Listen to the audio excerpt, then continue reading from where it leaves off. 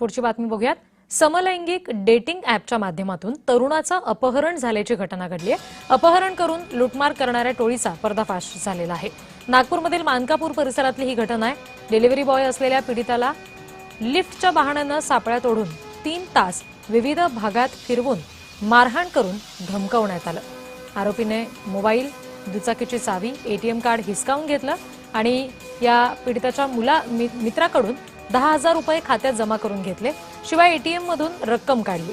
त्यानंतर पीडित मुलाचा मोबाईल फोडून पोलिसात तक्रार केल्यास खोट्या गुन्ह्यात अडकवण्याची धमकी दिली।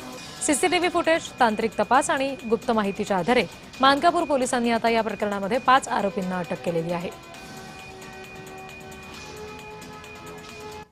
अशा माहिती मिळताच पोलिसांनी तपासाचं चक्र फिरवला। मानकापूर पोलीसचे इन्चार्जनी 3 तपास पथक तयार केले आणि ज्या पॉइंट्सवर त्या ॲक्टिवा गाडी आणि त्याचे व्हेकल्स गेले होते तो मार्गाचे सगळे सीसीटीव्ही कॅमेराज पण पोलिसांनी चेक केले।